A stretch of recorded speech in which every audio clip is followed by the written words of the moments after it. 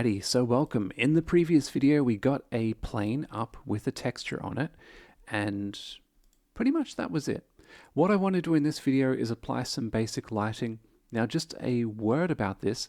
OpenGL's lighting is sort of a nightmare, and for that reason, I decided to apply my own lighting. The lighting is on a per vertex basis anyway, so shouldn't make a big deal. We can apply our own lighting by simply modifying the colors by hand that we're blending with. Another disclaimer, this is going to involve a fair amount of math. I know, but you have to learn it at some point. So just to help with this, I'm going to import NumPy. And I'm also going to drastically simplify my rotation function. So I'm just going to rotate around the y-axis. Let's show you what that looks like. Yeah, so something like that. So I'm going to use this. I'm just going to define a set of normals.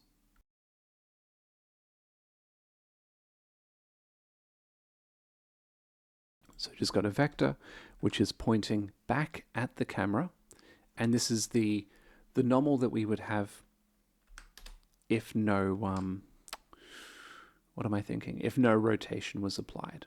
So the basic normal. I'm also going to set up some data about the plane, as well as data describing my light. So I'm going to set up sort of the plane's position,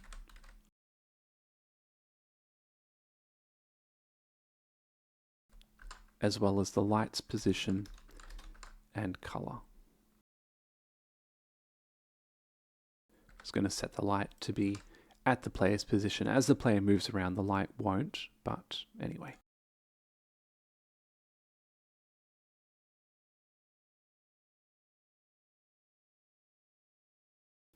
Okay, I think that's probably fine. So what's going to be happening here is when the object spins around, I want to also get the normal vector of that rotated object. So I'm going to go to, the apply rotation function, and that will also take in, the set of normals. In this case, it's only one, and it will return a list of normals. So I played around with this a little bit.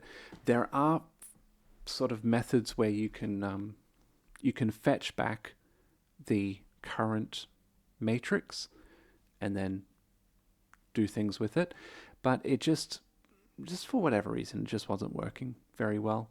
So what I'm going to do is I'm going to construct a rotation matrix by hand.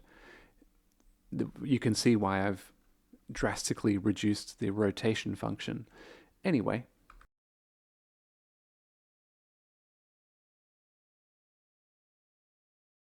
so what I want to do is I want to use the cosine and sine of my angle to define a rotation matrix, and I want to get a rotation around the y-plane. So I'm going to be implementing this matrix here, and I'm going to be doing it in column major order. So I'm going to have a bunch of elements, but rather than every element of the matrix being a row, it's actually a column. So instead of going cos 0 sine, I'll be going cos 0 negative sine, 0 1 0, and sine 0 cos, just like that.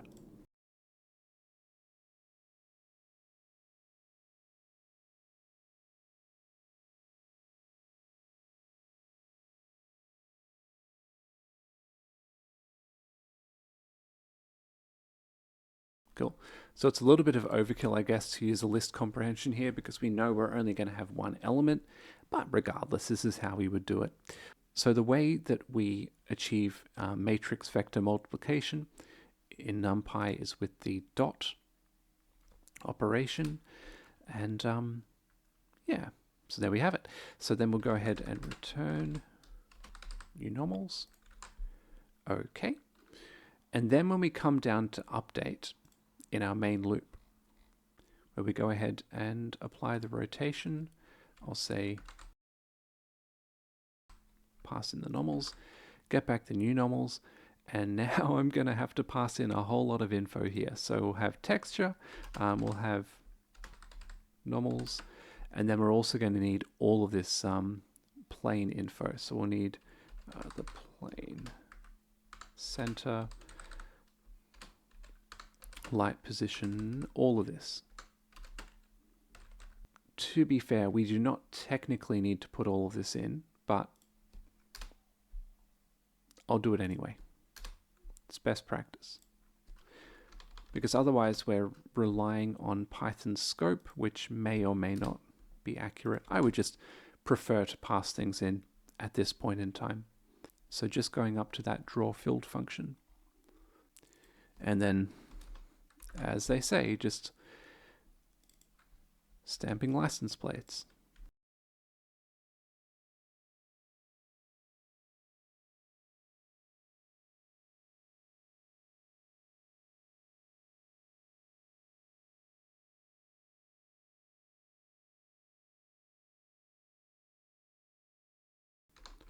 There we have it. We've filled in all these variables. So we go in, we bind the texture, and now what I'm going to do is I'm going to calculate the light which needs to go on that object. So I'll make a variable called light.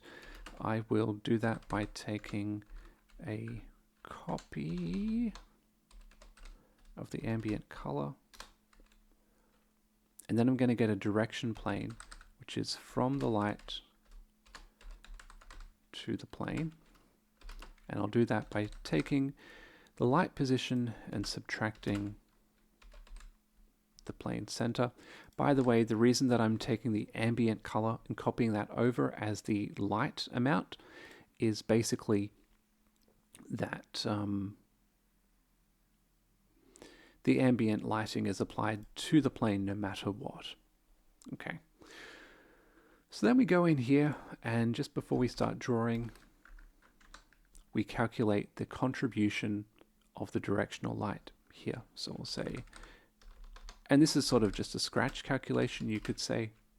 Like, I'm just doing this for illustrative purposes. So anyway, we get the diffuse color, then we get the dot product, the direction vector, and the current normal, which I'll get the current normal by enumerating through the indices. And then I'll just cap this at a minimum value of 0. So what I want to do is I want to basically take this color and multiply it element-wise by the light amount. And I can do that if I go back to the colors and I define each of them as a NumPy array.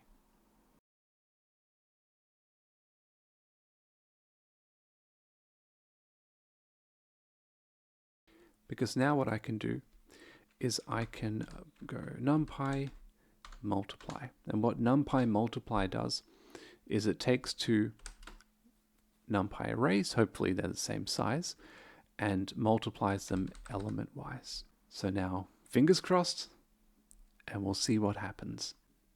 Haha, nice. So fingers double-crossed.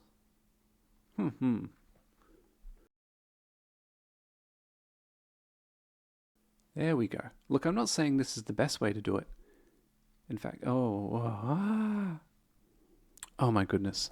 Can you see the error? It's here. Again, I forgot to put another comma. Oh, okay. I think this will work.